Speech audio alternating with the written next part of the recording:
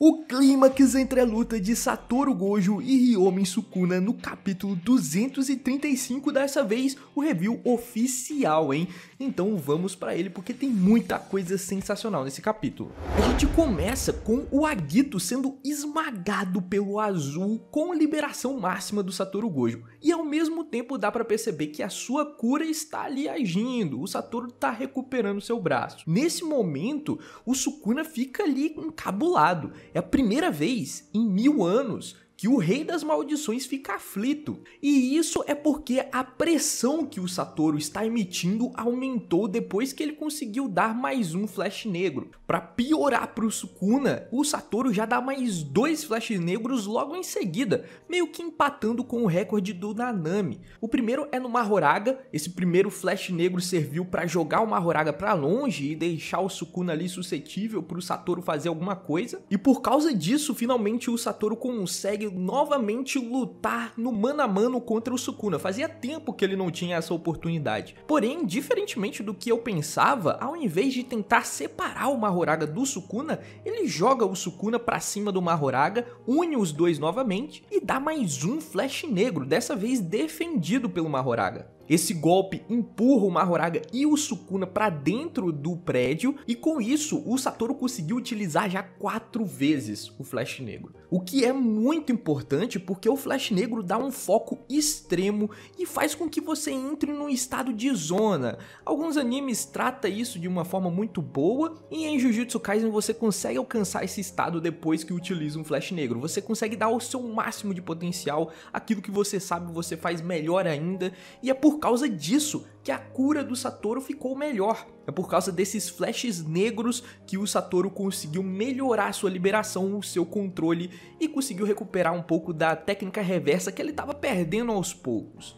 Enfim, depois o Satoru começa a entoar novamente sua habilidade e a gente entende aquilo que eu venho falando já tem tempo, sobre a ativação da técnica. Toda vez que você vai utilizar alguma habilidade, tem como se fosse uma faísca, uma ignição que eleva a quantidade de energia amaldiçoada para você fazer aquela habilidade que você quer lançar. Isso acontece antes de você utilizar sua expansão de domínio, um golpe, e quanto mais forte a técnica, maior é essa liberação. Por isso que os personagens têm tempo de reagir e também ativar sua expansão de domínio quando o oponente começa a utilizar sua expansão. É por causa dessa ignição, por causa dessa elevação de energia amaldiçoada. E mesmo com a eficiência dos 6 olhos do Satoru, ele também tem essa ativação. O Sukuna, ele começa a analisar ali, ele vê qual é o nível de elevação de energia amaldiçoada e também os cânticos para ativação dessa técnica, e ele chega à conclusão de que o Satoru irá utilizar o vermelho. Não é uma técnica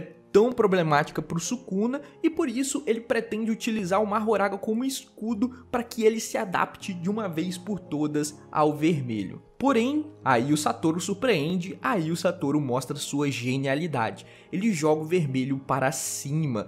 Na hora, o Sukuna repara e manda o Mahoraga ir atrás do vermelho. E só para você entender o que aconteceu aqui, o plano do Satoru foi colocado desde o capítulo anterior, no momento em que ele destruiu o Agito. Ele destruiu o Agito e deixou o Azul ativado. Ali já começou o seu plano. Depois, quando eles tiveram ali o combate corpo a corpo, ao invés de tentar separar, que é a coisa lógica, o Satoru decidiu juntar e jogar os dois, o Mahoraga e o Sukuna, para dentro do prédio.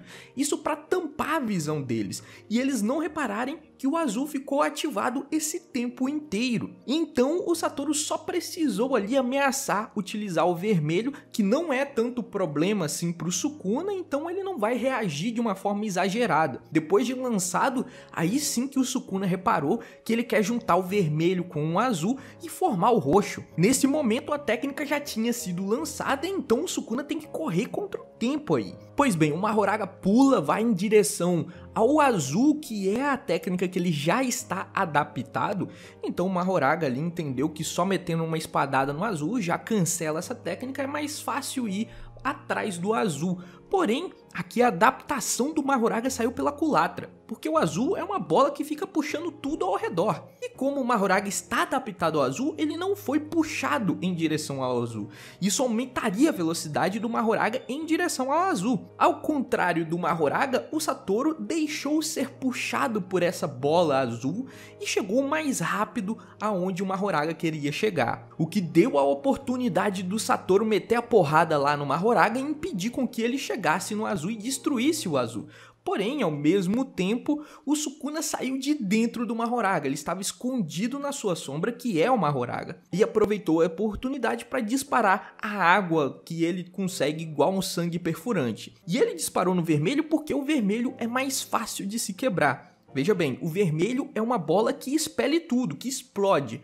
O azul é uma bola que puxa tudo. Então é muito mais fácil você jogar um poder no vermelho que ele vai explodir. No azul ele vai puxar o que vier para cima dele. Por isso que o Sukuna mirou no vermelho e não no azul. E se ele acertasse o vermelho, ele de fato conseguiria efetuar o que ele quis. Mas o Satoru começou a entoar o encantamento do azul. Isso fez com que o azul ficasse ainda mais forte e dessa vez puxasse o poder do Sukuna, protegendo assim o vermelho. E como nenhum dos dois, nem o Sukuna nem o Mahoraga voam, aí ficou difícil deles conseguirem mais um impulso e ir em direção do vermelho ou do azul. Dessa forma, o azul encontra-se com o vermelho e faz o roxo, explodindo tudo ao redor, destruindo o prédio, tudo, e dá pra ver que também foi destruído a roda do Mahoraga, dando a entender que o Mahoraga já era. Diferentemente de quando o Sukuna lutou contra o Mahoraga da primeira vez, ali ele era um intruso,